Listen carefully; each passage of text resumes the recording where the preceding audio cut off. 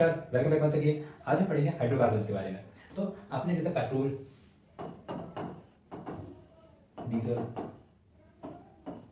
LPG, plastic, ये सब नाम सुन के रखे होंगे और ये सब चीज़ें यूज़ भी कर रहे होंगे डेली लाइफ में। तो हम कह सकते हैं कि ये हमारी एक तरह से मॉडर्न लाइफ की क्या है, नींव है। या फिर जब हम केमिस्ट्री पढ़ते हैं या बोर्ड एग्जाम देते हैं तो उसकी भी एक तरह की नींव है। क्योंकि देखें तो हमें समझ में आता है कि बर्जीलियस ने क्या कहा था कि ये जो कार्बनिक यौगिक है, ये जो कार्बनिक यौगिक है वो किससे निर्मित होते हैं? सजीवों से। यानी कि इनको केवल कौन निर्मित कर सकता है? सजीव, लिविंग थिंग्स ही क्या कर सकती है? निर्मित कर सकती है। लेकिन बाद में वॉलर एक वैज्ञानिक आया, उसने प्रयोगशाला में अकार्बनिक यौगिक से भी क्या किया? इनको निर्मित किया, कार्बनिक यौगिकों को प्रयोगशाला में अकार्बनिक यौगिक, इनऑर्गेनिक या अकार्बनिक यौगिक से कार्बनिक यौगिक बनाए। इससे क्या हो गया? टाइप्स हो गए, सैचुरेटेड, अनसैचुरेटेड और एरोमेटिक। जब हम सैचुरेटेड की बात करेंगे तो इसमें कौन होता है? एल्केन। कौन होता है? एल्केन।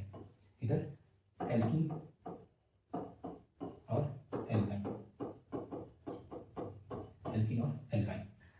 जब हम संतृप्त देखेंगे तो इनमें क्या होता है? कार्बन और कार्बन के बीच या कार्बन और हाइड्रोजन के बीच एकल बंध प्रेजेंट होता है, जबकि इधर क्या होता है? कार्बन और कार्बन के बीच द्विबंध होता है और इधर कार्बन और कार्बन के बीच त्रिबंध पाया जाता है, ट्रिपल बॉन्ड प्रेजेंट होता है। ठीक है। इनका अगर फॉर्मूला भी देखा जाए तो क्या होता है? एक जनरल फार्मूला होता है CnH2n+2 और इनके लिए क्या होता है? मैं थोड़ा सा कलर चेंज कर देता हूँ। CnH2n और इधर CnH2n-2। यहाँ पर n क्या है? Number of carbon.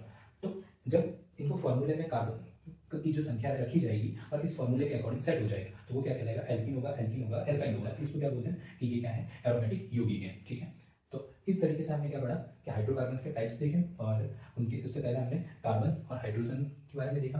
तो आई थिंक यहाँ की चीज़ आपको बेसिक आइडिया लगा होगा कि हाइड्रोकार्बन्स क्या होते हैं। कल हम क्या करेंगे? एल्केन के बारे में डिटेल से समझेंगे कि इनकी प्रिपरेशन मेथड्स क्या होते हैं और इनकी फिजिकल प्रॉपर्टीज क्या होती है।